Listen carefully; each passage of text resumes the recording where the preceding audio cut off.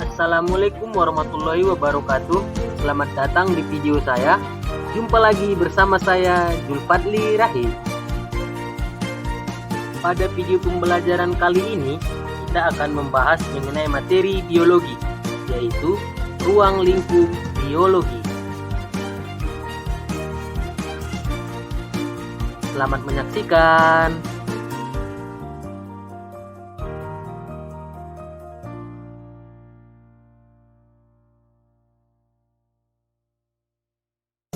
Biologi adalah ilmu yang mencakup kajian tentang makhluk hidup dan interaksi antara makhluk hidup dengan lingkungannya.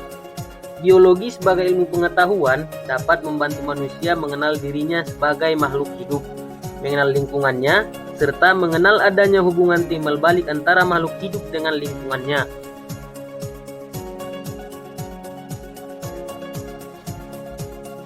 Ilmu biologi sangatlah luas. Untuk memudahkan mempelajarinya, biologi dikelompokkan menjadi berbagai cabang ilmu yang dapat kalian ketahui, yaitu sebagai berikut. Yang pertama, ada biokimia, yaitu cabang ilmu yang mempelajari tentang reaksi kimia dalam sistem kehidupan. Yang kedua, ada genetika, yaitu ilmu yang mempelajari tentang gen atau cara pewarisan sifat makhluk hidup. Selanjutnya ada sitologi, yaitu cabang ilmu yang mempelajari tentang sel. Kemudian ada histologi, yaitu cabang ilmu yang mempelajari tentang jaringan. Selanjutnya ada morfologi, yaitu cabang ilmu yang mempelajari tentang struktur luar makhluk hidup. Ada anatomi, yaitu ilmu yang mempelajari struktur internal organisme. Selanjutnya ada biologi perkembangan, yaitu cabang ilmu yang mempelajari pertumbuhan dan perkembangan organisme. Selanjutnya ada biogeografi, adalah cabang ilmu yang mempelajari penyebaran makhluk hidup di bumi. Selanjutnya ada ekologi, yaitu cabang ilmu yang mempelajari tentang hubungan interaksi antara makhluk hidup dengan lingkungannya. Ada taksonomi, yaitu cabang ilmu yang mempelajari tentang pengelompokan organisme berdasarkan persamaan dan perbedaannya.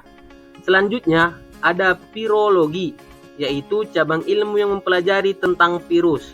Selanjutnya ada bakteriologi, adalah cabang ilmu yang mempelajari tentang bakteri.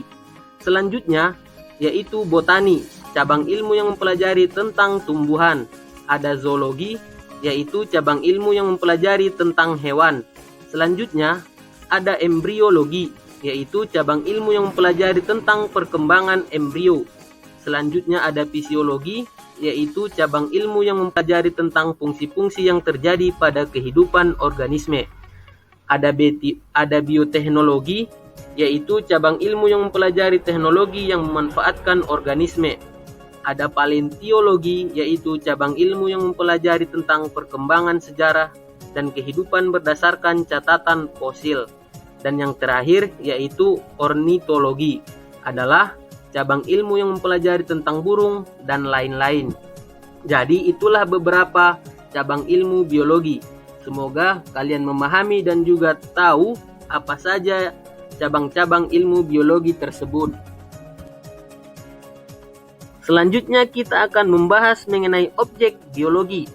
Dalam objek biologi, mempelajari struktur bagian terendah hingga tertinggi. Berikut macam objek biologi yang dapat kita ketahui, yaitu sebagai berikut. Yang pertama, yaitu objek tingkat molekul. Sebagian besar tubuh organisme pada umumnya mengandung molekul yang tersusun dari atom karbon, hidrogen, oksigen, dan juga nitrogen. Jenis molekul yang ada dalam tubuh organisme antara lain yaitu karbohidrat, lipid atau lemak, protein, dan juga asam nukleat. Yang kedua yaitu objek tingkat sel. Sel merupakan unit terkecil dan fungsional penyusun tubuh makhluk hidup. Sel memiliki organel dengan fungsi tertentu, misalnya inti sel atau nukleus untuk mengatur metabolisme sel, mitokondria untuk respirasi sel, dan ribosom untuk sintesis protein. Yang ketiga ada objek tingkat jaringan. Jaringan merupakan kumpulan dari sel yang memiliki bentuk sama dan melakukan fungsi tertentu. Contohnya, jaringan epidermis, parenkim, palisade, pada tumbuhan, serta jaringan lemak, tulang, darah, limfe, otot, dan juga saraf pada hewan. Berikutnya, yang keempat yaitu objek tingkat organ. Organ merupakan kumpulan beberapa macam jaringan yang melakukan fungsi tertentu. Contohnya, seperti organ pada tumbuhan, meliputi buah, batang, bunga, dan selain itu, contoh organ pada hewan meliputi jantung, paru-paru, dan juga hati. Yang kelima ada objek tingkat sistem organ. Sistem organ merupakan beberapa organ yang melakukan fungsi tertentu. Contohnya, seperti sistem peredaran darah, sistem pencernaan, dan juga sistem koordinasi. Keenam ada objek tingkat organisme. Organisme adalah makhluk hidup tunggal ataupun individu yang merupakan kumpulan dari seluruh sistem organ yang saling bekerja sama menjalankan fungsi kehidupan. Kemudian yang ketujuh ada objek tingkat populasi. Populasi merupakan kumpulan individu sejenis dari satu spesies yang berinteraksi dalam suatu wilayah dan waktu tertentu. Contohnya, populasi harimau Sumatera, populasi badak di ujung kulon, dan juga populasi burung. Kemudian yang kedelapan ada objek tingkat komunitas. Komunitas merupakan kumpulan populasi dari berbagai spesies yang saling berinteraksi dan hidup di area tertentu. Contohnya padi, ular, serangga, burung di sawah.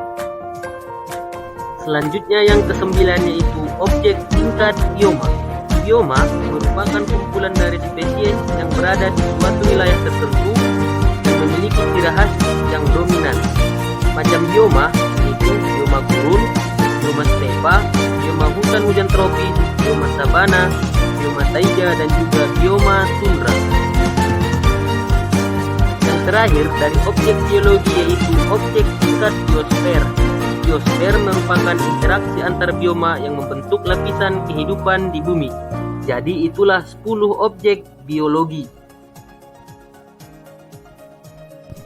Yang terakhir kita akan membahas mengenai ragam persoalan biologi. Menurut Biological Science Curriculum Study, persoalan dalam biologi terbagi atas 9 tema yang dapat kita ketahui. Yang pertama yaitu biologi sains. Biologi sains adalah bagaimana pandangan biologi sebagai ilmu pengetahuan di kalangan masyarakat beserta manfaatnya. Yang kedua ada sejarah konsep biologi, yaitu merupakan persoalan yang membahas tentang sejarah konsep biologi terbentuk. Yang ketiga ada evolusi, yaitu merupakan persoalan yang membahas bagaimana makhluk hidup berevolusi sepanjang tahunnya.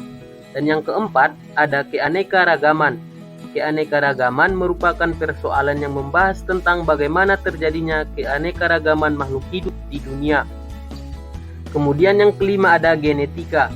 Genetika merupakan persoalan yang membahas tentang bagaimana suatu makhluk hidup berusaha memperbaiki keturunan atau membentuk suatu keturunan baru dengan ciri yang berbeda.